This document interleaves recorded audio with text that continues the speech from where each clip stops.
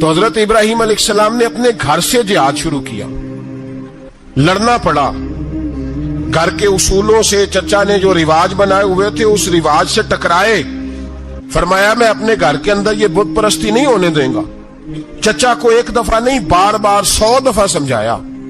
آپ کا چچا بت بنا کے بیچا کرتا تھا۔ حضرت ابراہیم علیہ السلام تھوڑے بڑے ہوئے تو کہنے لگا کہ چلو میرے ساتھ، تم بھی بت بیچنے ہیں، ہمارا کاروبار ہے۔ حضرت ابراہیم ساتھ نکلے تو بت پکڑا ہے، گندے پانی کے اندر اس بت کو ڈبوتے ہیں، کہتے ہیں کسی نے خریدنا ہے تو خرید لو، نہ یہ نفع دے سکتا ہے نہ نقصان دے سکتا ہے، جو اپنا آپ نہیں بچا سکتا تمہیں کیا بچائے گا، خریدنا ہے تو خرید لو۔ چچا کہنے لگا تو کاروبار چمکا رہا ہے کہ تباہ کر رہا ہے۔ گھر میں بڑے معاملات خراب ہوئے، جھگڑے ہوئے، لیکن حضرت ابراہیم علیہ السلام ایک منٹ کے لیے بھی اپنے گھر کے اندر بھی کمپرومائز کرنے کو تیار۔ یہ تھوڑا مشکل میں نے پہلو چھیڑ دیا ہے، یہ تھوڑا مشکل پہلو چھیڑ دیا ہے، بڑا سمجھدار آدمی ہے پر بیوی سے پردہ نہیں کرا سکتا، سیانا ہے، پنچایت کا بندہ ہے، جو اس سے آپ کہیں گے وہ بات یہ سنائے گا، لیکن کہتا ہے نہیں جی میں نے کوشش کر لی ہے۔ کس قسم کی کوشش ہے صاحب، یہ کیسے ہو گیا؟ حضرت ابراہیم علیہ السلام نے گھر کے اندر سے فرمایا نہیں کرنے دوں گا، گھر کے اندر بھی ٹکرائے، فرمایا تم جو بھی ہو پاش پاش کیا چچا کے اصولوں کو، اور باہر جب نکلے تو صرف علاقے کے چیئرمین سے نہیں ٹکرائے، ایم پی ایم این اے وزیر مشیر سے نہیں ٹکرائے، سپر پاور نمرود دنیا کا واحد حکمران تھا اس وقت، دوسرا کوئی حکمران ہی نہیں تھا، اکیلے حکمران سے جا کر ٹکرائے، کوئی ساتھ فوج نہیں تھی، کوئی ساتھ ان کے طاقت بظاہر دنیا داری کی کوئی نہیں تھی، پر حضرت ابراہیم جا کے ٹکرائے، اور میرے رسول پاک صلی اللہ علیہ وسلم نے سند بیان کی، فرمایا افضل الجہاد کلمۃ الحق عند سلطان الجابر، فرمایا سب سے افضل جہاد یہ ہے کہ تو ظالم بادشاہ کے سامنے کھڑے ہو کے حق بات بیان کر دے، یہ سب سے بڑا جہاد ہے، یہ سب سے افضل الجہاد کلمۃ الحق عند سلطان الجابر، سب سے بڑا جہاد۔ حضرت ابراہیم کھڑے ہو گئے، سپر پاور سے ٹکرائے۔ یہاں ہم لوگ حکمتوں کا شکار ہیں، دیکھیں گے، کریں گے، سوچیں گے، اور مولوی صاحب کو ویسے کہتے ہیں آپ پرہیز کریں سیاسی باتوں سے۔ بھئی اللہ کے ہر نبی نے جا کے وقت کے ظالم حکمران کو لتاڑا ہے، للکارا ہے، یہ تو مشن انبیاء ہے۔ حضرت سیدنا ابراہیم علیہ السلام نے جو اس کو جا کے کہا کہ تو جھوٹ بولتا ہے، تو جھوٹا ہے، تو خدائی کا دعویٰ کرتا ہے، تو بہت بڑا ظالم ہے، اور قرآن مجید نے اس ساری بات کو بیان فرمایا۔ حضرت ابراہیم علیہ السلام سے کہنے لگا میں رب ہوں، تو آپ نے فرمایا میرا رب تو وہ ہے جو زندہ کرتا اور مارتا ہے، تو پھر آپ حق بات بیان کریں گے تو اللہ مارے گا کہ بندہ مارے گا؟ کچھ بھی نہیں ہوتا، کیونکہ زندگی موت کس کے ہاتھ میں ہے؟ اللہ کے ہاتھ میں، زندگی موت اللہ، کچھ بھی نہیں ہوتا۔ انسان صحیح سمت کا تعین کرے اور صحیح چلے۔ حضرت علی شیر خدا سے کسی نے کہا تھا کہ آپ کے بڑی دشمنی ہے، کوئی محافظ رکھ لیں، آپ فرمانے لگے موت خود بہت بڑی محافظ ہے، وقت سے پہلے آتی ہی نہیں، بڑی محافظ ہے، وقت سے پہلے۔ علامہ نورانی رحمت اللہ تعالی علیہ کراچی جیسے شہر میں رہا کرتے تھے، جہاں گام گام پہ خطرہ تھا، لوگوں نے کہا حضرت اتنے بڑے لیڈر ہو، آپ کی جماعت کی 62 سیٹیں ہوئی قومی اسمبلی میں، ایک ایسا وقت بھی آیا تو کوئی ایک آدمی بندوق والا، آپ فرمانے لگے مجھے ضرورت ہی نہیں، اس لیے کہ جس خدا رسول کے لیے میں نکلا ہوں وہ خود ہی حفاظت کرنے والے ہیں، ضرورت نہیں ان چیزوں۔ تو بھائی حضرت ابراہیم ٹکرائے، اور آپ کا انداز کیا ہے؟ جا کے کہا کہ تو نہیں، خدا وہ ہے جو زندہ کرتا، اور اس نے ایک بیوقوفوں جیسی دلیل دی۔ ایک آدمی کو کل پھانسی دینی تھی تو اس کو بلایا، کہنے لگا تجھے کب پھانسی ہے؟ اس نے کہا کل، کہنے لگا جا تجھے ذات کیا زندگی دی، اس کو چھٹی دے دی۔ ایک عام آدمی بیچارہ بیٹھا تھا، اس کو پکڑ کے نا کہنے لگا اس کی گردن اڑا دو، کہنے لگا دیکھ لو میں بھی زندہ کرتا اور مارتا ہوں، وہ جو کل مرنے والا تھا میں نے زندہ کر دیا ہے، اور جس کو پتہ ہی نہیں تھا کہ میں نے مرنا ہے اسے پکڑ کے میں نے مار دیا ہے۔ یہ بیوقوفوں جیسی دلیل ہے۔ حضرت سیدنا ابراہیم علیہ السلام چاہتے تو اسی وقت دلیل توڑ دیتے کہ تو کیا بیوقوفوں جیسی بات کر رہا ہے، اگر تو زندگی دیتا ہے تو مرے ہوئے میں جان ڈال کے دے جس کو تو نے مارا ہے۔ لیکن حضرت ابراہیم نے دیکھا کہ بیوقوف ہے، بیوقوفوں سے بحث نہیں ہوتی، دلیل بدل لی جاتی ہے۔ ان کی عقل کے مطابق بات کی جاتی ہے. حضرت ابراہیم فرمانے لگے میرا رب وہ ہے جو سورج مشرق سے نکالتا ہے اور مغرب میں غروب کرتا ہے. تو اگر رب ہے تو تو مغرب سے نکال کے مشرق میں غروب کر. فبہت الذی کفر، کافر لاجواب ہو گیا. اس کے پاس اس چیز کا کوئی جواب نہیں تھا. علامہ اسماعیل حقی نے خوبصورت فقرہ لکھا ہے، خوبصورت جان ڈال دی ایک جملہ کہہ کے. حضرت سیدنا علامہ اسماعیل حقی رحمت اللہ علیہ فرمانے لگے چونکہ نمرود بیوقوفوں جیسی باتیں کر رہا تھا، اگر وہ یہ کہہ دیتا نا کہ میں سورج کو نکالتا ہوں مشرق سے، میں غروب کرتا ہوں معاذ اللہ مغرب میں میں نکالتا ہوں، تو آپ اپنے رب سے کہیے کہ وہ مغرب سے نکال کے مشرق میں غروب کرے. علامہ اسماعیل حقی فرماتے ہیں رب کریم کی آواز قدرت تھی. مالک حضرت ابراہیم علیہ السلام کے اس اگر وہ کہہ دیتا اور حضرت ابراہیم دعا کر دیتے تو رب کریم نے فرشتوں کو تیار بٹھایا ہوا تھا. فرمایا اگر یہ کہہ دے میرے خلیل سے کہ سورج مغرب سے نکال کے مشرق میں غروب کرنا ہے تو تیار رہنا، جس طرح خلیل کہیں گے ویسے ہی کر دیں گے. واتخذ اللہ ابراہیم خلیلا، ابراہیم ہمارا دوست جو ہوا، جیسے کہے گا ویسے کر دیں گے. حضرت سیدنا ابراہیم علیہ السلام کی باتوں کا جب جواب نہ دے سکا، دلیل نہیں بندہ دیتا، پھر لڑائی کرتا ہے، پھر جھوٹے موٹے اعتراض کرتا ہے. دلیل ختم ہوتی ہے تو لوگ ذاتیات پہ اترتے ہیں، کہتے ہیں یہ کھانستا صحیح نہیں، دیکھتا صحیح نہیں. دلیل ختم، اب ذاتیات پہ اترے، کہنے لگے مجھے پتا چلا ہے کہ یہ فلانی جگہ گیا تھا تو وہاں جا کے اس نے اس طرح کیا ہے. پھر لوگ ذاتیات پہ اترتے ہیں، جب دلیل کا جواب دلیل سے نہیں دے پاتے پھر ذاتیات پر اتر کر حملے کرتے ہیں. حضرت ابراہیم کی دلائل کا جواب نمرود نہ دے سکا تو کہنے لگا کہ اس کو آگ میں ڈال دو. قوم گئی ہوئی تھی ساری، آپ نے بات سنی ہوئی ہے، میں نے صرف اشارہ دینا ہے، میلے پہ. تو حضرت سیدنا ابراہیم علیہ السلام نے سارے بت توڑ دیے، کلاڑا بڑے بت کی گردن پہ رکھا. واپس آئے، کہنے لگے بت کس نے توڑے ہیں؟ تو فرمایا اس سے پوچھو جس کی گردن پہ کلاڑا ہے. کہنے لگے یہ تو بول ہی نہیں سکتا. تو فرمانے لگے بڑے بیوقوف ہو، جو بولتا ہی نہیں، سنتا ہی نہیں، اپنا آپ نہیں بچا سکتا، اس کی پوجا کرتے ہو. کہنے لگے پکڑو، دلیلیں ختم ہو گئی، اس کو آگ میں ڈالو. بہت بڑی حویلی 45 فٹ مربع پہ مشتمل ایک حویلی بنائی گئی اور 45 فٹ اونچی. مختلف روایات، علامہ اسماعیل حقی کہتے ہیں کہ 3 مہینے تک نمرود نے کہا کہ اس کے اندر لکڑیاں ڈالو.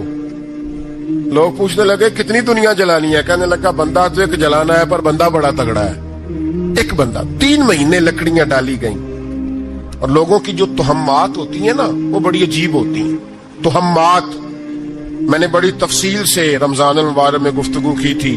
بدشگونی، تہمات لوگ لیتے ہیں. اس وقت بھی لوگ تہمات کا شکار ہو گئے. عقیدہ بگڑ جاتا ہے تو وہ عجیب و غریب باتیں کرنے لگتا ہے. تہمات کا شکار ہو گئے. بیبیاں نظر مانتی، میں بیمار ہوں، اگر صحیح ہو گئی تو اتنے من لکڑی دوں گی حضرت ابراہیم کی آگ جلانے کے لیے. ایک عورت لے کے جا رہی ہے لکڑیاں، تو ایک نیک دل آدمی نے اس سے پوچھا کہاں جا رہی ہو؟ کہنے لگی میں نے منت مانی تھی تو حضرت ابراہیم علیہ السلام کو معاذ اللہ جلانے کے لیے لکڑیاں لے کے جا رہی ہوں. تو وہ رب کریم کے بندے کہنے لگے تو ڈھونڈتی رہے گی، تجھے وہ جگہ ملے گی نہیں. وہ بی بی کئی مہینے گھومتی رہی، جگہ ہی نہیں ملی جہاں لکڑیاں ڈالنی، ماری گئی. تہمات کا شکار ہوئے بہت سارے لوگ. تہمات کا بھائی، تہمات دین کے اندر منع ہے. تہمات دین میں کوئی نظر ماننا، کوئی کسی بزرگ کے مزار پہ جا کے سالے ثواب کے لیے کوئی چیز ماننا، یہ تو درست ہوا. لیکن غیر شرعی نظریں مان لینا کہ میں آگ کے گرد چکر لگاؤں گا، میں جناب وہاں جا کے یہ والا تماشا کروں گا، میں دھاگا باندھوں گا، میں رسا کاٹوں گا، میں وہاں گندے ہو سے پانی پیوں گا، ان کی شریعت اجازت؟ یہ تہمات ہیں، بدشگونی ہے. دین میں ان کی کوئی گنجائش؟ آپ نظر ماننے سے پہلے بھی کسی عالم سے رابطہ کریں کہ میں منت مانگنے لگا ہوں تو کیسے ماننی چاہیے، ان کا طریقہ پوچھیں. ایسے ہی غلط چیز کی منت تھوڑی مان لی جائے گی. 12 آمدام برسرے مطلب حضرت ابراہیم کے لیے آگ جلائی گئی. 45 فٹ اونچی آگ ہے، پرندہ بھی اوپر سے گزرتا ہے تو نیچے گر جاتا ہے جل کے. اتنے دن لگا کے آگ جلائی گئی. اب حضرت ابراہیم کو جلایا جانے لگا ہے. یہاں تو موجیں ہے نا, جو کسی ادارے کا سربراہ ہے اس کے لیے موج ہے, کسی جگہ آفیسر بن گیا تو موج ہے, پیر صاحب کے لیے موج ہے, علامہ صاحب کے لیے موج ہے, خطیب صاحب کے لیے موج ہے. جلنا کس کو پڑتا ہے؟ بحال ہی کوئی نہیں رہا الا ماشاءاللہ. وہ لوگ گزر گئے جو تکلیفیں سہ کے کام کرتے تھے, گزر گیا زمانہ. حضرت سیدنا ابراہیم علیہ السلام کو جلایا جانے لگا ہے تو اب اتنی بڑی آگ ہے تو ڈالیں کیسے؟ شیطان نے تجویز دی کہ منجنیق بناؤ. منجنیق, بڑے بڑے بانس باندھ کے ان کے نیچے رسا باندھو.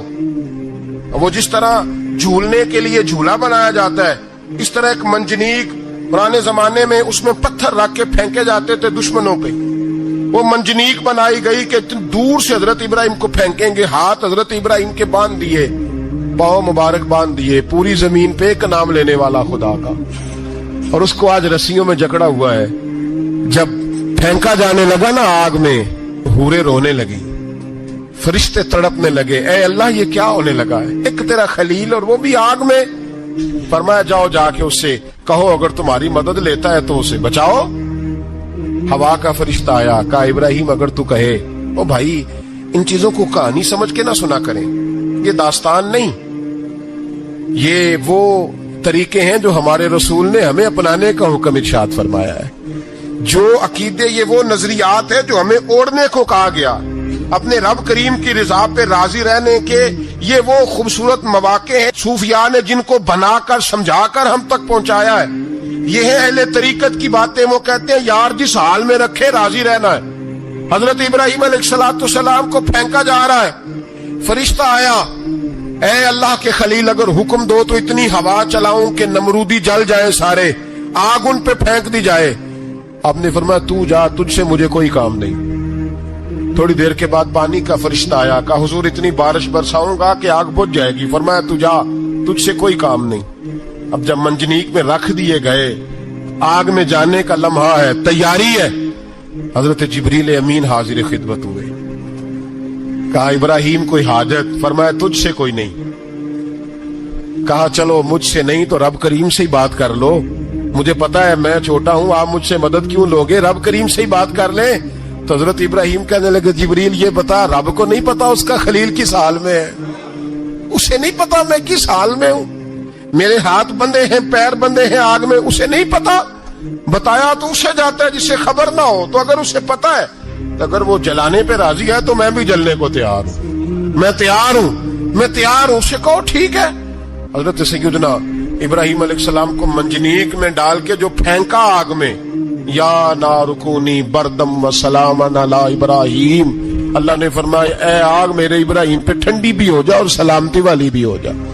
حضرت ابراہیم کو دو فرشتوں نے بٹھا دیا زمین پہ. پھول کھلے ہیں, کونپلیں مہک رہی ہیں, کلیاں خوشبو دے رہی ہیں. حضرت ابراہیم نے سر سجدے میں رکھ دیا, سبحان اللہ والحمد للہ ولا الہ الا اللہ واللہ اکبر. حضرت ابراہیم اللہ کی تسبیح پڑھنے لگے, رب کریم کا شکر بجا لانے لگے. نکلے وہاں سے, کچھ دن گزر گئے, نکلے, حکم ہو گیا ابراہیم علاقہ چھوڑ دو. حضرت ابراہیم علیہ السلام وہاں سے نکل کے مصر آئے, چچا کے پاس ٹھہرے. انہوں نے اپنی بیٹی جناب سارہ کا نکاح کر دیا. کچھ آگے بڑھے تو ایک ظالم بادشاہ سے ٹکرائے. اس نے ایک شہزادی, ایک بادشاہ کی بیٹی قید کی ہوئی تھی, جناب ہاجرہ نام تھا. ان کو قید سے چھڑا کے ساتھ لائے. حضرت لوط علیہ السلام بھی ساتھ. یہ 4 لوگوں کا قافلہ چلا, فلسطین میں جا کے پڑاؤ ڈالا, گھر بار چھوڑا, تبلیغ شروع ہوئی. حضرت ابراہیم کے گھر میں 2 خواتین ہیں, ایک آپ کی بیوی ہیں, ایک حضرت ہاجرہ ہے. اولاد کوئی نہیں, بڑا میوہ ہے میٹھا. گھر وہی آباد ہوتا ہے جس میں بچے روتے ہیں, گھر ہوتا ہی وہ ہے جس میں بچوں کی چنچناہٹ ہوتی ہے, بھن بھناہٹ ہوتی ہے.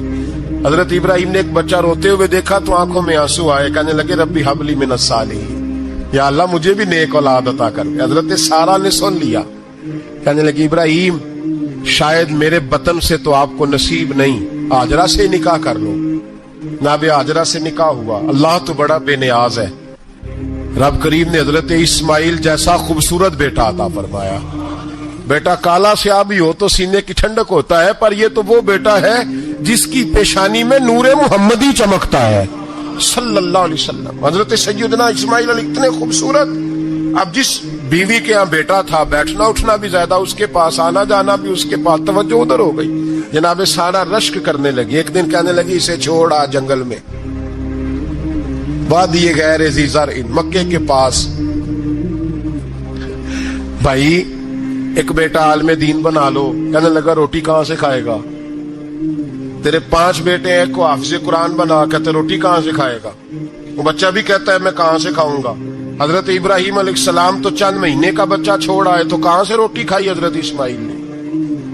कहां से खाई उनकी अम्मा ने रोटी? भूखे मर जाते हैं ये सारे।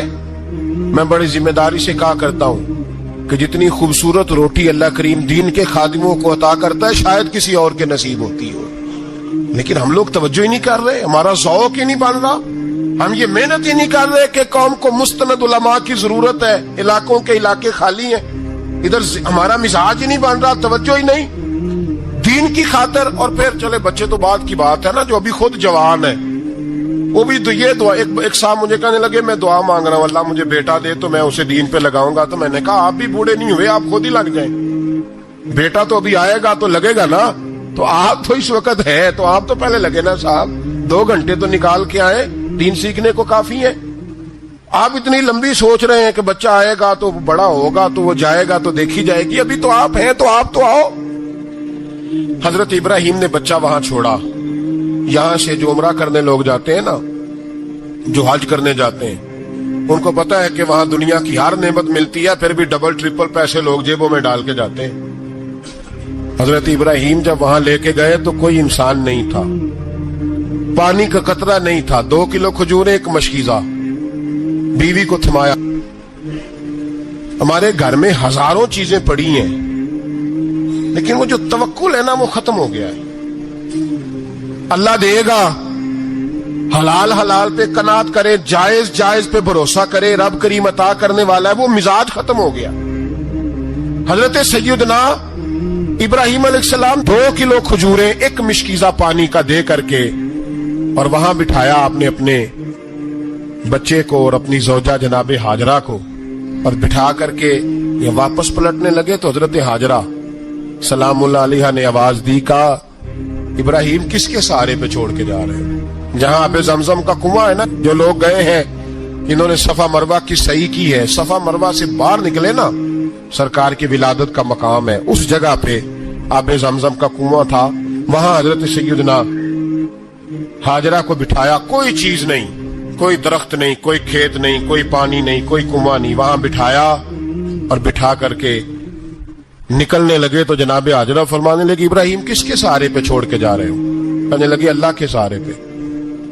तो पाकबाज बीबी ने एक लफ्ज पूछा, कहा इब्राहिम ये मेरे रब का हुक्म है, ये मेरे, बस जिनका अकीदा तौहीद मजबूत हो उनके लिए एक जुमला काफी होता है, ये मेरे अल्लाह का हुक्म है। तो जनाब इब्राहिम अलैहिस्सलाम फरमाने लगे हाजरा हाँ रब का हुक्म है। जब ये लफ्ज कहे तो चाहिए था ना हजरत इब्राहिम तसल्ली देते, तो बीबी साहबा तसल्ली देने लगी, अर्ज करने लगी इब्राहिम अगर अल्लाह का हुक्म है तो फिर आप हमारी फिक्र ना करना, अगर ये रब का हुक्म है तो फिर हमारी फिक्र ना करना, जिस रब ने हमें यहां तक पहुंचाया है वो हमें कभी भी जाया नहीं फरमाएगा, फिर फिक्र ना करना। हजरत इब्राहिम आ गए, बात आपने सुनी हुई है, इशारा करना मकसूद है।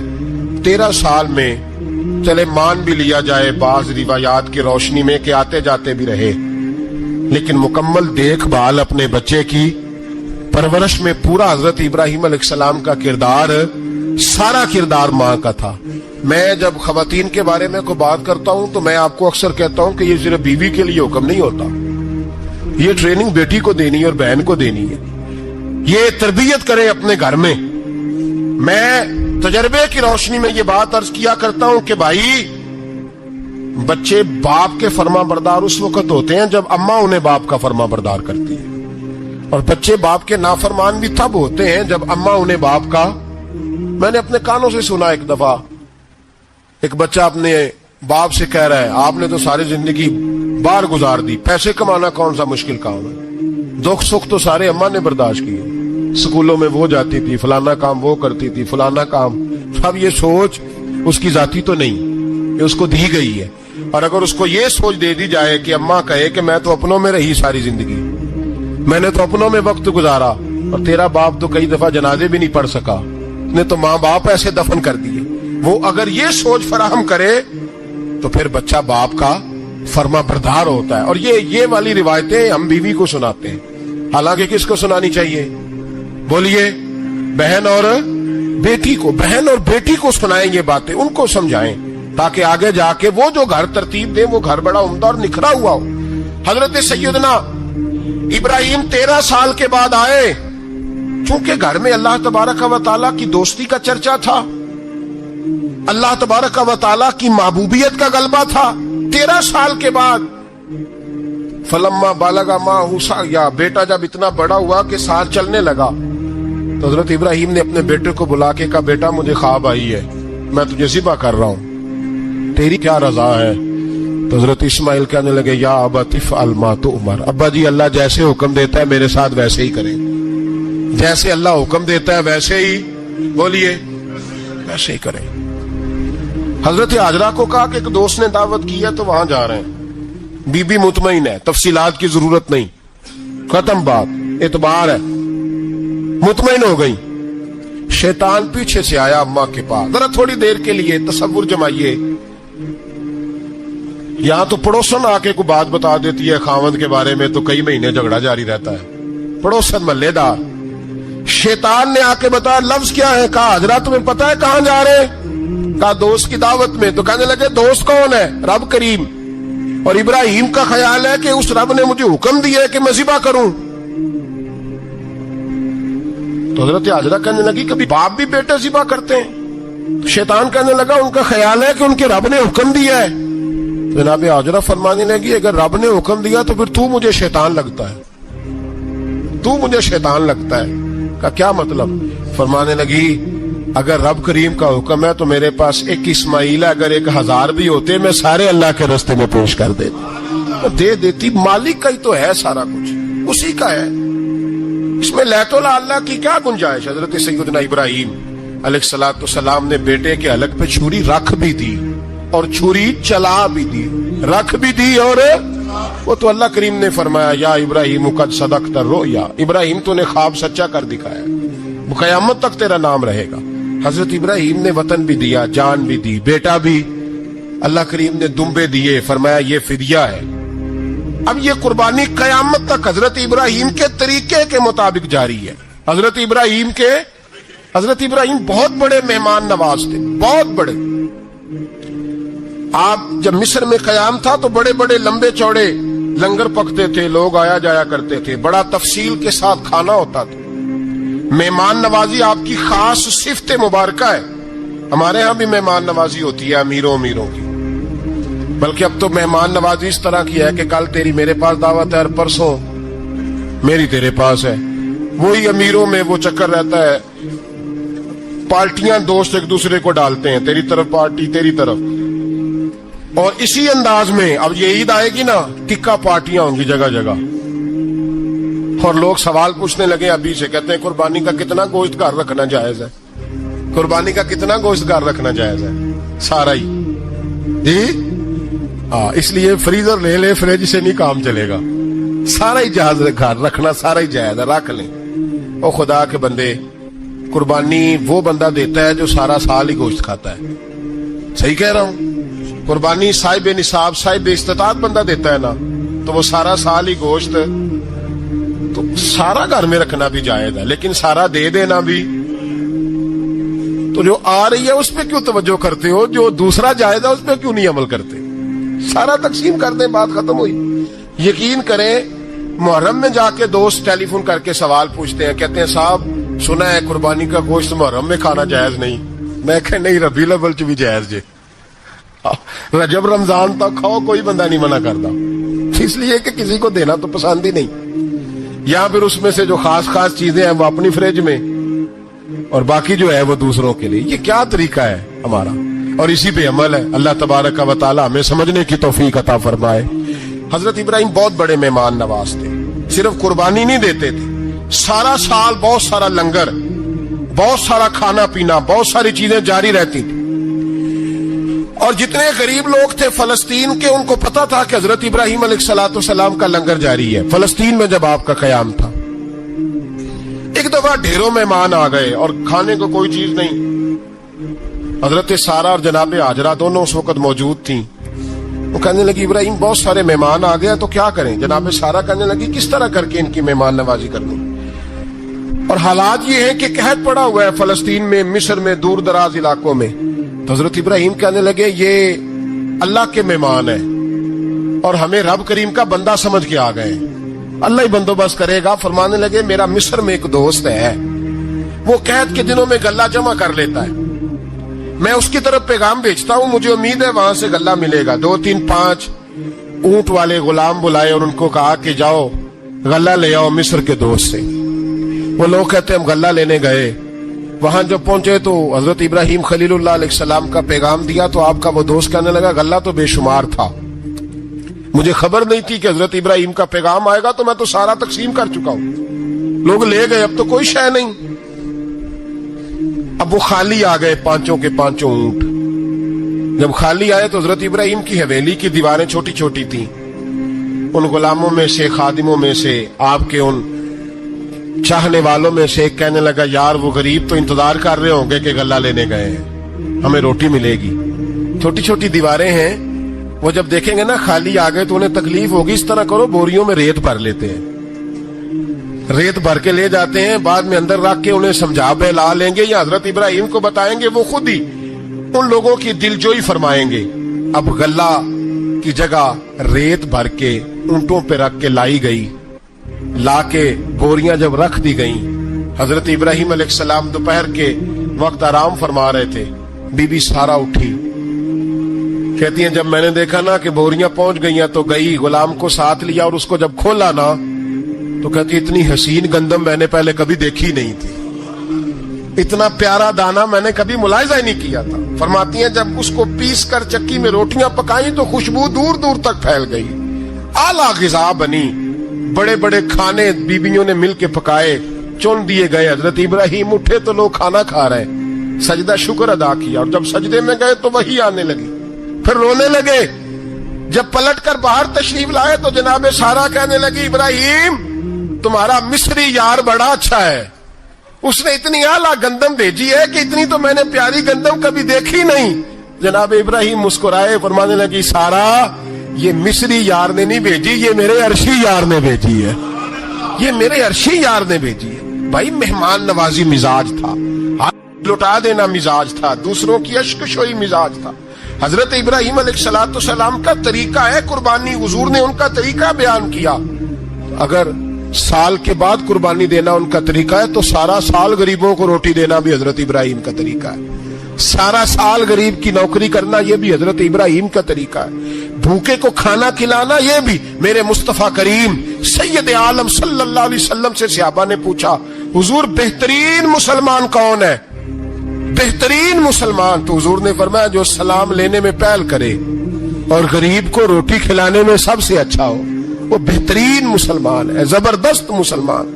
हमारे यहाँ दावतें होती हैं तो अमीरों की, इफ्तारियां हैं तो अमीरों की, और मेरे मुस्तफा करीम अलैहिस्सलाम ने फरमाया बदतरीन दावत है जिसमें अमीर बुलाया जाए गरीब ना बुलाया जाए, वो बदतरीन दावत हजरत इब्राहिम का तरीका रहा सारी जिंदगी मेहमान नवाजी।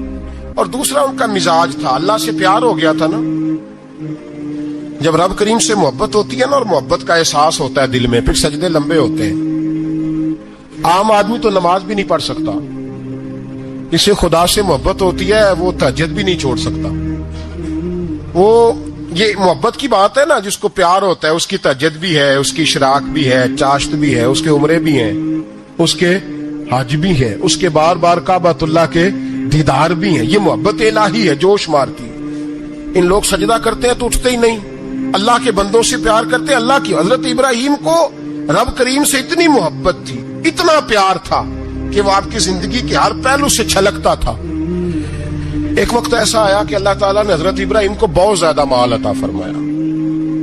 इतने ऊंट गिने नहीं जाते, गायें इतनी ज्यादा कि शुमार नहीं होती, बकरे बकरियां इतनी ज्यादा के शुमार, बहुत ज्यादा माल अल्लाह ने अता फरमाया। और अभी कुछ अरसा पहले आप पीछे जाए ना तो जो लफ्ज माल था वो रुपए पे तो बोला ही नहीं जाता था, वो जानवरों पे बोला जाता था। बहुत ज्यादा माल अल्लाह ने दिया, बकरियां, गायें, ऊंट, बैल, बड़ा कुछ। تو رب کریم نے فرشتوں سے فرمایا کہ واتخذ اللہ ابراہیم خلیلا، ابراہیم میرا دوست ہے۔ تو فرشتے کہنے لگے یا اللہ جسے اتنا کچھ دیا جائے اس نے دوست تو بننا ہی ہوتا ہے، تو نوازا ہی پڑا ہے، اتنا مال، اتنے کھیت کھلیان، اتنا کچھ۔ اللہ کریم نے فرمایا جاؤ آزمائش کر لو، امتحان لے لو۔ فرشتہ امتحان لینے پہنچ گیا۔ حضرت ابراہیم کے جانور چر رہے ہیں چراگاہ میں، حضرت ابراہیم بھی ہیں، غلام بھی ہیں، بہت بڑا ریوڑ ہے۔ آپ تشریف فرمائے، ایک فرشتہ آیا تو کھیت میں چھپ کے بیٹھ گیا اور بلند آواز سے کہنے لگا سبحان اللہ والحمد للہ ولا الہ الا اللہ واللہ۔ یہ تسبیح بڑی پسند ہے، محبوب نے ان کی فضیلت بیان کی۔ اب وہ حضرت سیدنا ابراہیم علیہ السلام کھڑے تھے تو وہ کھیت میں بیٹھ کے تسبیح پڑھنے لگا سبحان اللہ والحمد للہ ولا الہ الا اللہ۔ حضرت ابراہیم کہنے لگے یہ میرے رب کا نام کون لے رہا ہے؟ بڑی اس کی میٹھی آواز ہے، بڑی، کون ہے؟ ڈھونڈنے لگے، گھومتے گھومتے اس کے پاس چلے گئے، فرشتہ انسانی شکل میں۔ تو میرے رب کا ذکر کر رہا تھا؟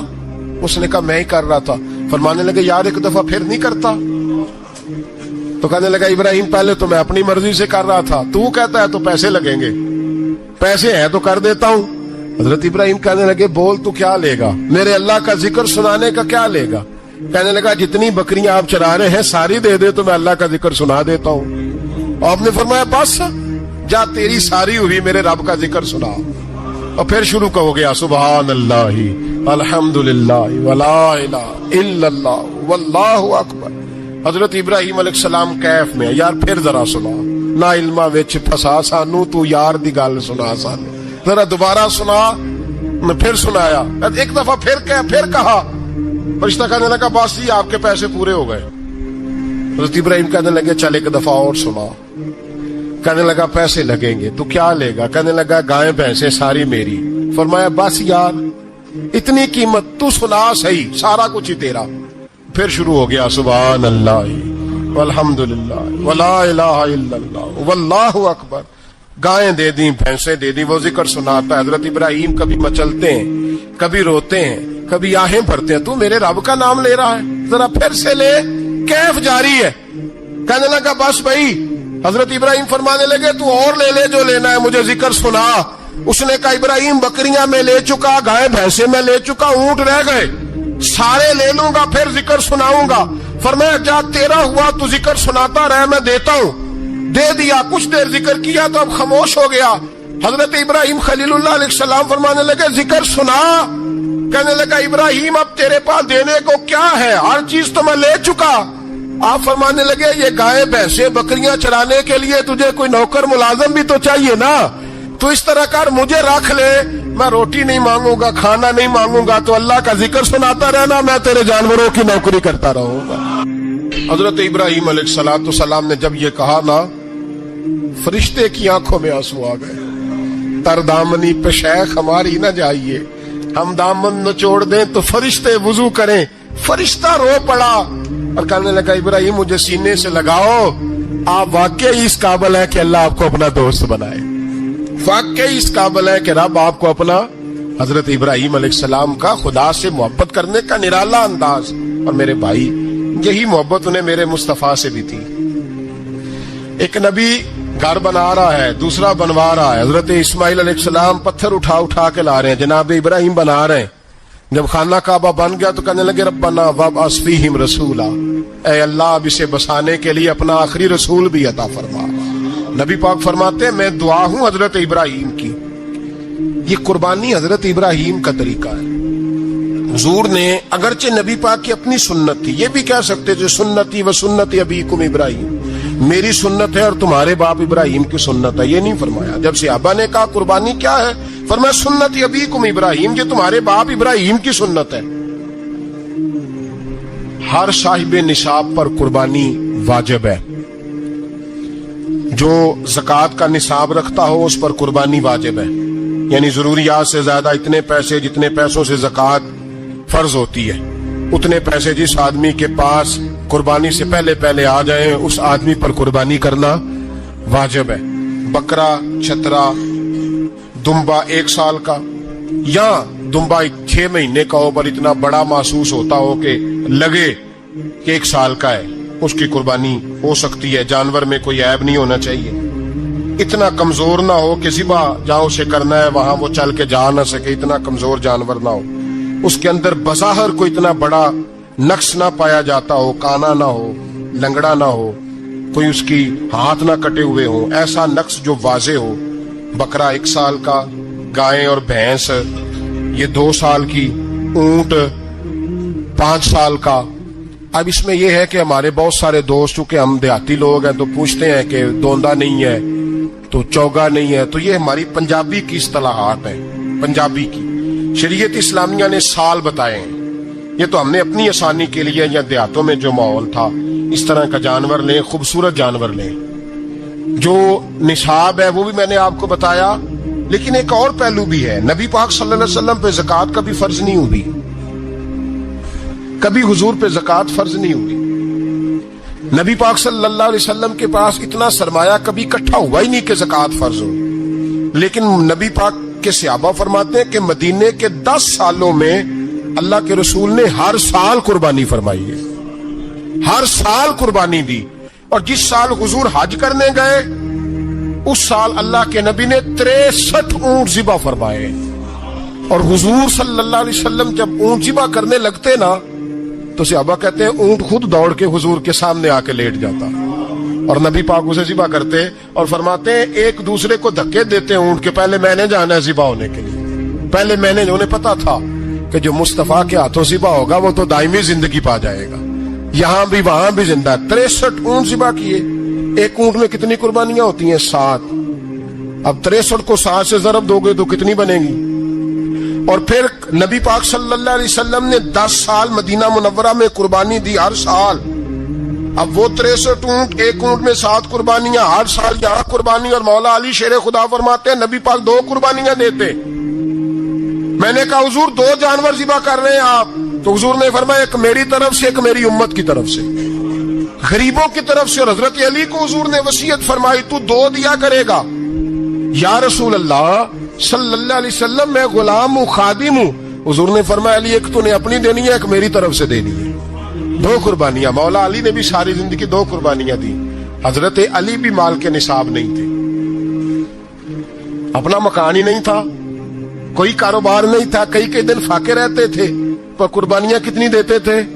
2۔ ہمارے پاس ویسے اگر سسرال میں، میکے میں، کزنوں میں کچھ شادی ہو جائے تو 50-60 ہزار کا خرچہ برابر ہے، وہ پکا ہے۔ اور قربانی کی باری غریب ہو گئے، سارے غریب ہو گئے، کہتے نہیں یہاں مشکل ہے۔ اور خدا کے بندے اللہ کے ساتھ تجارت کر، اس کے رستے میں 1 دے گا، رب تجھے 70 گنا اضافہ کے ساتھ عطا فرمائے گا۔ قربانی مال کے نصاب پہ ہے۔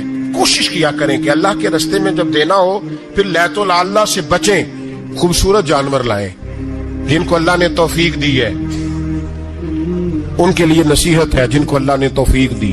میں نے اپنے حضرت صاحب کو دیکھا ہے، وہ کہتے تھے کئی جانور اللہ نے بڑا نوازا ہے، کہتے ایک میرا ہے، ایک میرے ماں کا، ایک میرے باپ کا ہے، ایک میرے فلاں استاد صاحب کا، ایک میرے پیر صاحب کا ہے۔ یہ جانور غوث اعظم جیلانی کا نام کا دے رہا ہوں۔ اور پھر ایک بڑا خوبصورت جانور بندہ ہوتا اور حضرت خود ان کو چارہ ڈال رہے ہوتے، تو حضور یہ کیا ہے؟ فرمانے لگے یہ میں رسول اللہ کے نام پہ قربان کروں گا، یہ نبی پاک کے نام پر قربان کیا جائے گا۔ جن کو اللہ نے حیثیت دی ہے وہ کوشش کریں اپنے محبوب کی طرف سے بھی قربانی کریں، نبی پاک کے نام کی قربانی دے، خوبصورت سا جانور پیارا، پھر اس کی خدمت ہو، پھر اس کی قربانی دی جائے اور نبی پاک کے نام پر قربانی دی جائے۔ حضور نے خود وصیت فرمائی حضرت ابو بکر صدیق کو، قربانی بڑا حسین عمل ہے، اور میرے نبی پاک صلی اللہ علیہ وسلم نے ناراضگی بھی فرمائی، ذرا خوگر حمد سے تھوڑا سا گلا بھی سن لے۔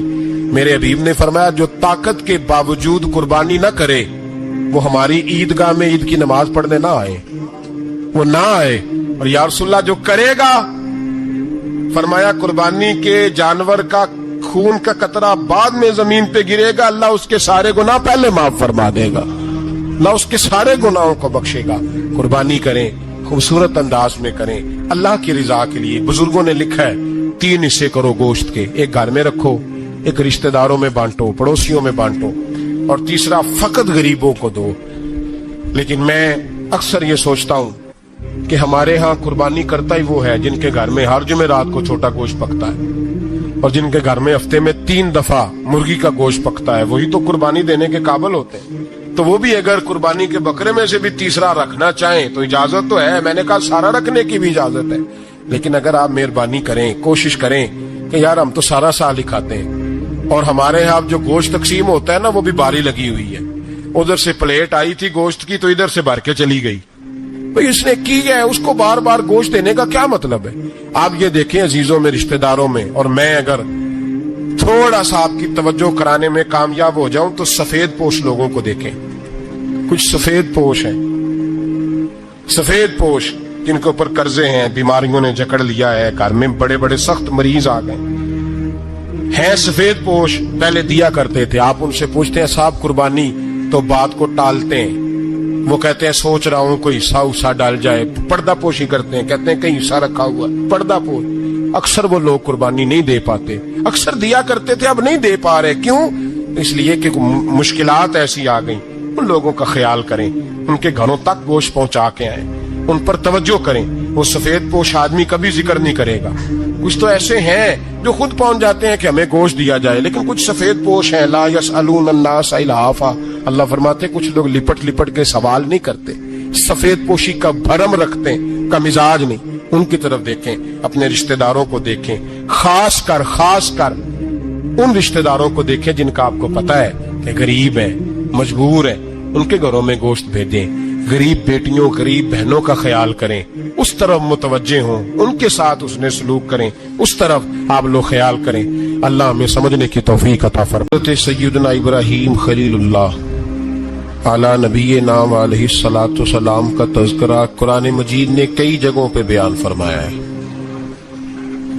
نبی پاک صلی اللہ تعالی علیہ وسلم نے ارشاد فرمایا کہ میں ملت ابراہیم پہ ہوں۔ حضرت ابراہیم علیہ الصلاۃ والسلام کے سیرت کو، سوانے کو، ان کی زندگی کے واقعات کو قرآن مجید نے متعدد مقامات پہ بیان کیا ہے۔ انبیاء کرام علیہ السلام 1,24,000 کم و بیش ہوئے، لیکن دین اسلام میں نبی پاک علیہ السلام کی امت میں جو مقام حضرت ابراہیم کا ہے وہ بس انہی کا ہے۔